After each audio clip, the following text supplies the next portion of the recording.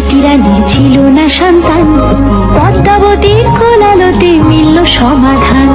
বছর যেতে জন্ম নিল 7 ছেলে 1 মেয়ে, হায় খুশির আকাশ হঠাৎ কালো মেঘে গেল ছেয়ে।